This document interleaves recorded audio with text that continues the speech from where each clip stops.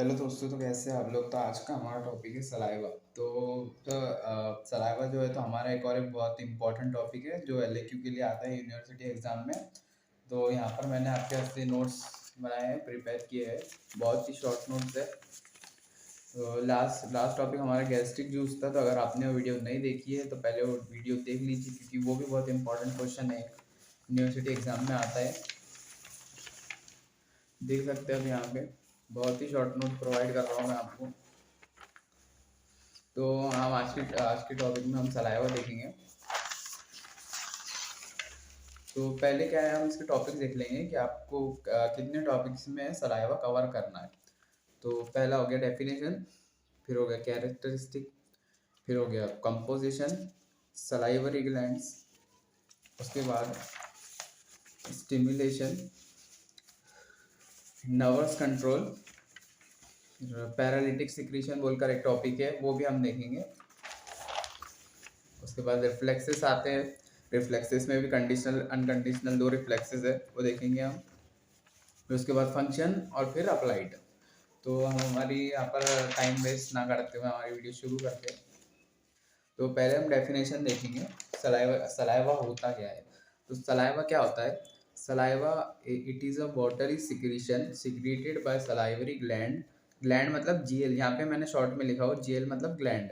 Gland helps in lubrication, swallowing and taste perception of food. मतलब saliva होता क्या है, वाटरी सिक्रीशन होता है। वाटरी मतलब पानी जैसे सिक्रीशन होता है। सलाइवरी ग्लैंड, हमारे माउथ में जो सलाइवरी ग्लैंड प्रेजेंट होते हैं, सलाइवा से बना है सलाइवरी ग्लैंड, तो उनसे सीक्रेट होता है ये सलाइवा। तो ये काय में मदद करता है ये ल्यूब्रिकेशन में और swallowing में मतलब निगलने में, और टेस्ट परसेप्शन में मतलब टेस्ट परसेप्शन में ये टेस्ट परसेप्शन का टॉपिक हम टंग में देखेंगे।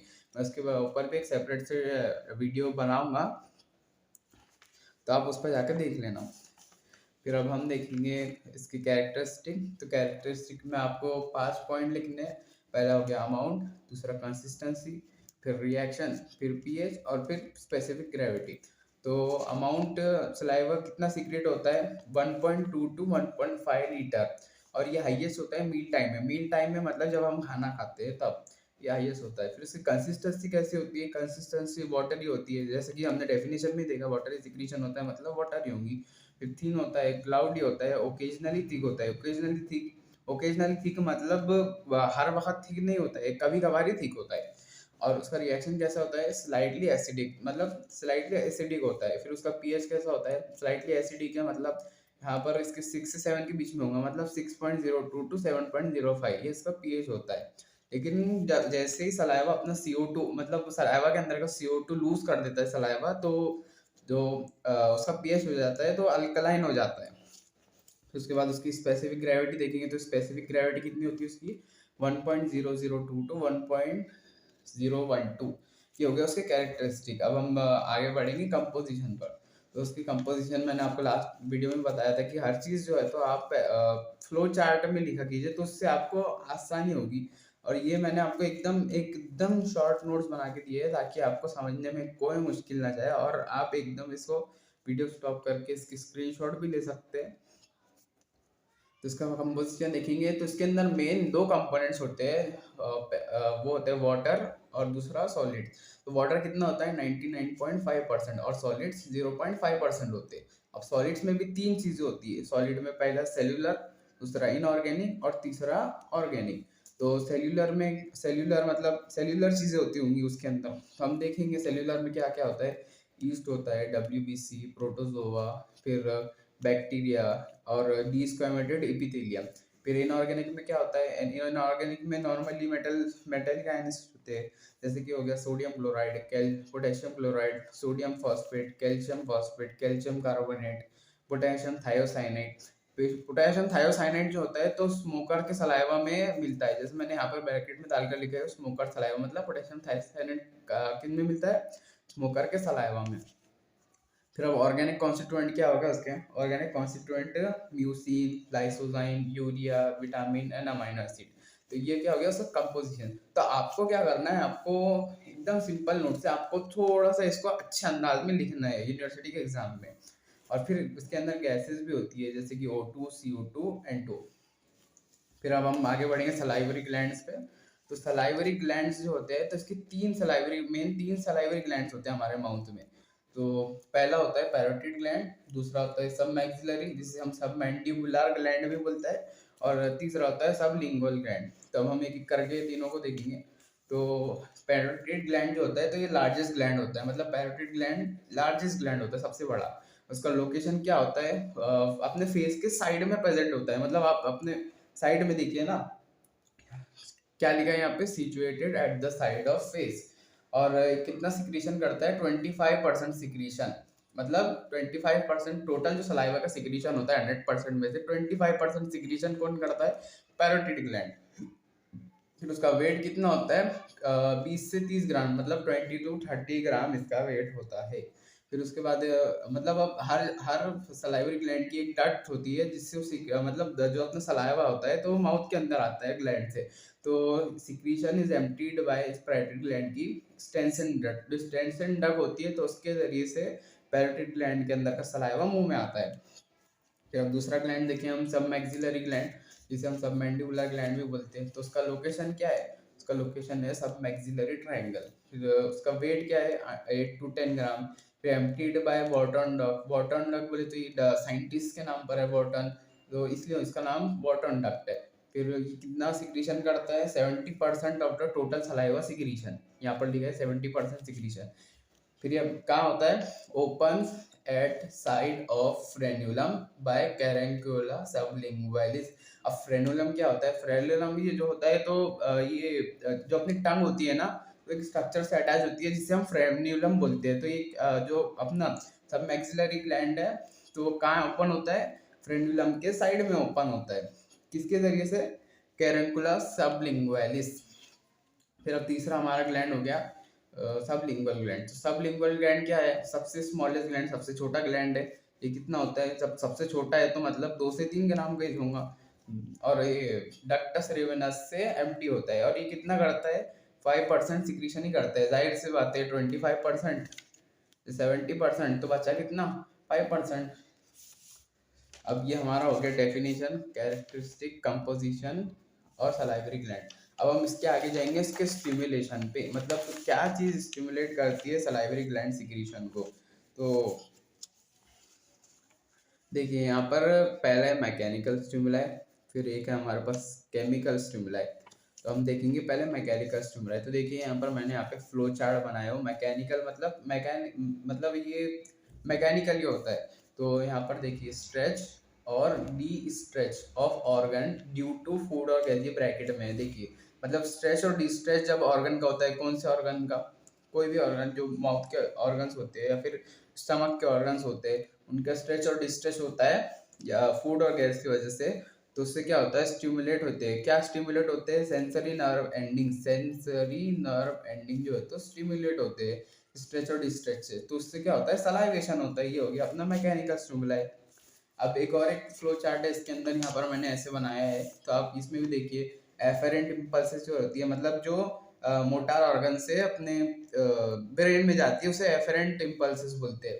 तो मतलब स्पाइनल कॉर्ड तक जो जाती है, तो afferent impulses generate tactile receptor. और वो टैक्टाइल रिसेप्टर क्या होते हैं, जैसे कि लिंगुअल, ग्लोसोफेरेंजियल और वेगस, ये होते हैं अपने टैक्टाइल रिसेप्टर। तो ये कहाँ तक कैरिड होती है, मतलब ये जो रिसेप्टर होते हैं तो कहाँ तक कैरी करते हैं इम्पल्स को, सुपीरियर। देखिए मैंने यहाँ पे SUP ही लिखा हो तो इसका मतलब है सुपीरियर, और इन्फीरियर मतलब इन्फीरियर का INF, सुपीरियर और inferior salivatory nucleus in Pond's. मतलब सलाइवेटरी न्यूक्लियस क्या होता है, पॉन्स में होता है। तो वहां तक जो होता है इम्पल्स कैरी होती है, किसके जरिए से, ये टैक्टाइल रिसेप्टर्स के जरिए से। फिर वहां से क्या होता है, वहां से क्या होगा, मेन सेंटर पे पहुंच गया तो वहां से मोटार कमांड आएगा। तो मोटार कमांड कहाँ जाएगा, अब हमें सलाइवा सिक्रेट करना है तो ऑब्वियसली सलाइवरी ग्लैंड में जाएगा। तो सलाइवरी ग्लैंड में जाएगा और जिससे सलाइवरी ग्लैंड स्टिमुलेट होंगे और सलाइवेशन होगा। ये हो गया हमारा मैकेनिकल स्टिमुलाई। फिर अब हम सेकंड देखेंगे केमिकल स्टिमुलाई। अब केमिकल स्टिमुलाई में मतलब केमिकल कोई हार्मोन या फिर कोई जूस प्रेजेंट होगा। तो देखिए यहाँ पर है इंटेस्टिनल हार्मोन। तो इंटेस्टिनल हार्मोन जब ब्लड सर्कुलेशन में एंटर करता है, फिर उसके बाद सलाइवरी ग्लैंड रीच करता है अपने इंटेस्टिनल हार्मोन जो है, तो फिर उसके बाद वो सलाइवरी ग्लैंड को स्टिमुलेट करता है जिससे सलाइवेशन होता है। ये हो गया हमारा केमिकल स्टिमुलाई। केमिकल स्टिमुलाई में इतना ही है। फिर उसके बाद हम देखेंगे इसका नर्वस कंट्रोल। नर्वस कंट्रोल मतलब इसको कंट्रोल कौन करता है, जैसे पैरासिम्पैथेटिक सिंपैथेटिक कौन सी नर्व कंट्रोल करती है। तो salivary gland receives double nerve supply, मतलब ये डबल नर्व सप्लाई रिसीव करता है। कौन सी देखिए, पैरासिम्पैथेटिक और सिंपैथेटिक। अब पैरासिम्पैथेटिक के फाइबर्स उसमें भी क्या है, ओरिजिनेटिंग। पहले हम कौन से फाइबर देखेंगे, the fibres which are originating from superior salivatory nucleus. वो क्या करते हैं, supply maxillary and sublingual gland, मतलब सब मैक्सिलरी और सबलिंगुअल ग्लैंड को कौन सप्लाई करता है, सुपीरियर सलाइवेटरी न्यूक्लियस के फाइबर्स। और इंफीरियर सलाइवेटरी न्यूक्लियस के फाइबर्स किसको सप्लाई करते हैं, पैराटिड ग्लैंड को। अब ये हो गया तो कौन बचा, सिर्फ पैराटिड ग्लैंड। अब पैरासिम्पैथेटिक जो अपना सप्लाई होता है तो वो क्या करता है, स्टिमुलेशन करता है, जिसकी वजह से वाइसोडाइलेशन होता है और सलाइवेशन इंक्रीज होता है। मतलब क्या, वैसोडाइलेशन होगा तो सलाइवा इंक्रीज होगा। मतलब आपको इससे क्या समझ में आता है कि वैसो कंस्ट्रिक्शन होगा तो सलाइवा डिक्रीज हो जाएगा। फिर अब नेक्स्ट पॉइंट में हम वही देखने वाले हैं, सिंपैथेटिक। सिंपैथेटिक कहाँ से ओरिजिन होते हैं, first and second thoracic segment. जो सिंपैथेटिक होते हैं फाइबर तो फर्स्ट और सेकंड थोरैसिक सेगमेंट से ओरिजिनेट होते हैं और ये क्या करते हैं, सब ग्लैंड को सप्लाई करते हैं। मतलब यहाँ पर ऐसे सुपीरियर इन्फीरियर नहीं है, ये बस फर्स्ट और सेकंड थोरैसिक सेगमेंट तीनों भी ग्लैंड को सप्लाई करते हैं। फिर उससे क्या होगा, सिक्रीशन होगा। मतलब सिक्रीशन कैसा होता है, इसका मिक्स टाइप होता है, कॉजिंग वैसो कंस्ट्रिक्शन। हमने ऊपर ही देखा था ना, मैंने आपको बोला था कि वैसो कंस्ट्रिक्शन होगा तो उससे सलाइवेशन जो होगा तो डिक्रीज हो जाएगा। सिंपैथेटिक वो करता है। फिर अब हम एक और एक टॉपिक देखेंगे यहाँ पर, पैरालिटिक सिक्रीशन। अब पैरालिटिक सिक्रीशन जो है तो आपको इसको थोड़ा समझ के लेना पड़ेगा। अब पैरालिटिक सिक्रीशन है तो ये किसने ऑब्जर्व किया था, ये एक साइंटिस्ट ने ऑब्जर्व किया था जिसका नाम है कॉर्डा बर्नर्ड। कॉर्डा बर्नर्ड जो साइंटिस्ट था तो उसने ये ऑब्जर्व की, जो पैरालिटिक सिक्रीशन वाला प्रोसेस था उसने ऑब्जर्व किया था। तो अब उसमें होता क्या है, देखिए यहाँ पे बर्नर्ड की स्पेलिंग आप अच्छे से देख लीजिए, BERNDT। तो उसमें उसने क्या कहा कॉर्डा बर्नर्ड ने, कि अगर हम टिम्पैनी कॉर्डा टिम्पैनी नर्व जो है तो उसको काट देते हैं, मतलब उसका sectioning of chorda tympani nerve कर देते हैं, तो उससे क्या होता है कि टर्बिड सलाइवा सिक्रीशन चालू हो जाता है। मतलब हमने क्या किया, कॉर्डा टिम्पैनी नर्व को सेक्शन कर दिया, तो उससे क्या हुआ, टर्बिड सलाइवा सिक्रीशन हुआ। कब तक, 7 से 8 दिन तक, 7 to 8 days। लेकिन फिर बाद में gradually decreases in third week, बाद में डिक्रीज हो जाता है। तो इससे हमें क्या मालूम पड़ता है, मतलब inference chorda tympani nerve inhibit turbid और एक्सेस सलाइवा सिक्रीशन। जाहिर सी बात है, कॉर्डा टिम्पैनी नर्व का सेक्शन सारा तो टर्बिड सलाइवा सिक्रीशन हुआ। मतलब कॉर्डा टिम्पैनी नर्व क्या करती है, टर्बिड सलाइवा सिक्रीशन को इनहिबिट करती है। ये हो गया हमारा पैरालिटिक सिक्रीशन। आपको एकदम वर्डिंग में लिखना पड़ेगा, आपको एग्जैक्ट ऐसे पॉइंट टू पॉइंट मत लिखिए। फिर अब हम सेकंड देखेंगे, रिफ्लेक्सेस। इसके रिफ्लेक्सेस में क्या होता है, दो टाइप के रिफ्लेक्सेस होते हैं। मतलब पार्टली कंडीशनल होता है और पार्टली अनकंडीशनल होता है। तो पहले हम कंडीशनल देखेंगे।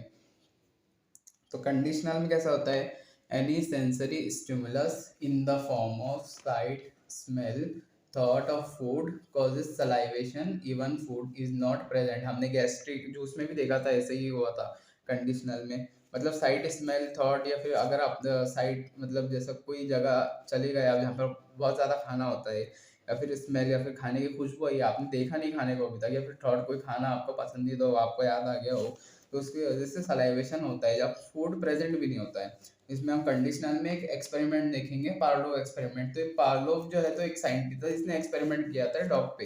तो इस एक्सपेरिमेंट में क्या होता है, एक डॉग को पहले खाना दिया जाता है कुछ दिन तक, एक गोंग के बाद, एक गोंग की जो साउंड है, मतलब घंटा बजाते हैं, उसके बाद खाना दिया जाता है डॉग को हर दिन कुछ दिनों तक। एन एनिमल, मतलब एनिमल यहाँ पर आप डॉग लिख दीजिए। An animal was given food after a gong sound for some days. After some days gong sound is sufficient to stimulate salivation when food is not present. Gong sound act as conditional reflex. मतलब फिर क्या होता है, अब उससे कुछ दिनों तक हमने गॉन्ग साउंड के बाद में खाना दिया, लेकिन फिर अब कुछ दिनों के बाद हमने क्या किया, गॉन्ग साउंड तो बजाई लेकिन खाना ही नहीं दिया। लेकिन फिर जो पावलोव है तो उसने क्या ऑब्जर्व किया, कि डॉग जो है तो फिर भी सलाइवा सीक्रेट कर रहा है, तो अभी तो खाना भी दिया भी नहीं, फिर क्यों सलाइवा सीक्रेट करते हैं, तो इसी करते हैं कंडीशनल रिफ्लेक्स। फिर अब हम सेकंड देखिए अनकंडीशनल रिफ्लेक्स। अनकंडीशनल रिफ्लेक्स में क्या होता है, यहाँ पर फूड प्रेजेंट होता है, मतलब कंडीशनल में नहीं प्रेजेंट था तो ऑब्वियसली अनकंडीशनल में प्रेजेंट होगा। Food is actually present in here. फिर sensory stimulus to mouth, salivation. During chewing continuous salivation occurs for appreciation of food, मतलब जब हम खाना चबाते भी है तभी भी बार बार सलाइवा सीक्रेट होते आता है, क्यों, क्योंकि अप्रिसिएशन ऑफ फूड की वजह से। फिर हम यहाँ पर कुछ रिफ्लेक्स देखेंगे हम, जैसे कि हो गया ईसोफेगो सलाइवरी रिफ्लेक्स। ईसोफेगो लिखा हुआ है यहाँ पे, मतलब ईसोफेगस से रिलेटेड होगा।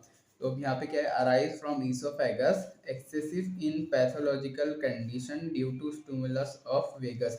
तो इसमें क्या होता है, जब खाना ईसोफेगस में होता है तभी भी उसके मूवमेंट की वजह से सलाइवा सिक्रीशन होता है।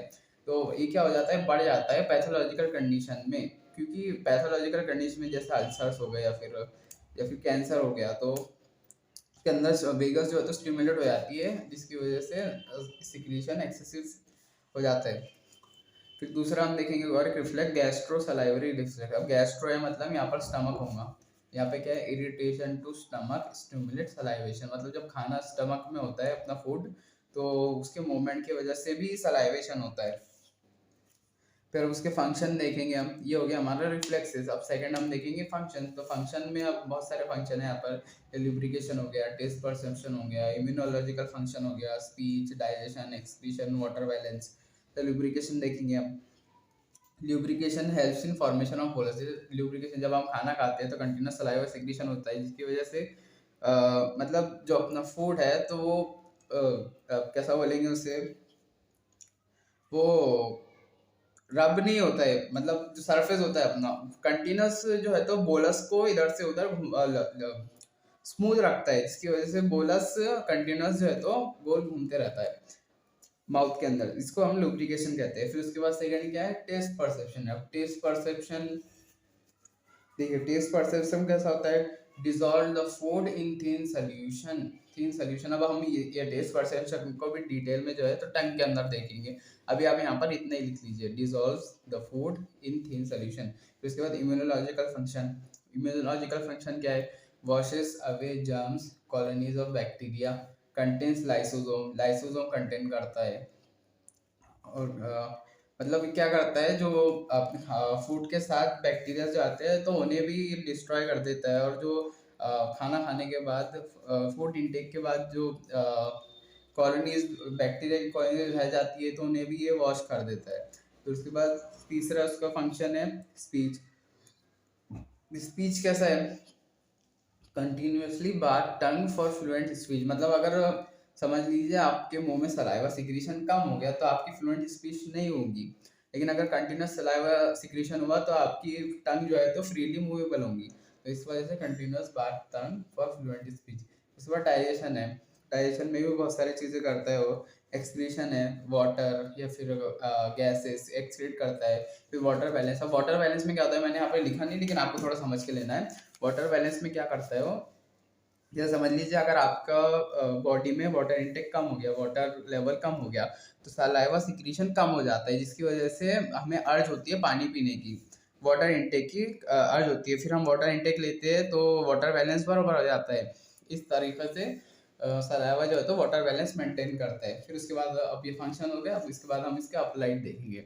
अब अप्लाइड कैसे, अप्लाइड में हाइपोसलाइवेशन। हाइपो मतलब कम, सलाइवेशन मतलब saliva, saliva secretion. Hyper salivation मतलब सलाइवा सीक्रेट कम होना। फिर हाइपर सलाइवेशन, हाइपर मतलब ज़्यादा, सलाइवेशन मतलब सलाइवा सीक्रेट होना, मतलब हाइपर सलाइवेशन। फिर सिलेरुया। अब सिलेरुया क्या है, सिक्रीशन ऑफ थिक सलाइवा, मतलब थिक सलाइवा का सीक्रेट होना। During surgery salivation is inhibited by atropine, मतलब ये अलग टॉपिक, एक अलग पॉइंट है। अब सिलेरुया में क्या होता है, थिक सलाइवा सीक्रेट होता है। नॉर्मली क्या होता है, सलाइवा थिन होता है, लेकिन ये सिलेरुया में क्या होता है, थिक सलाइवा सीक्रेट होता है। अभी एक और एक पॉइंट है अप्लाइड में, during surgery salivation is inhibited by atropine, मतलब एट्रोपिन जो होता है तो सर्जरी के टाइम पर सलाइवेशन किस चीज़ से इनहिबिट किया जाता है, एट्रोपिन से। तो ये हो गया हमारे सलाइवा की टोटल, यहाँ पर सलाइवा कंप्लीट कर लिया है। अब आपको क्या करना है, अगर आप इसे नोट्स चाहते हैं तो आप वीडियो रुका कर स्क्रीनशॉट ले सकते हैं, बिल्कुल बहुत ही शॉर्ट नोट्स है। और ऐसे ही मेरी दूसरी वीडियोस को भी देखिए और शेयर कीजिए अपने फ्रेंड्स में।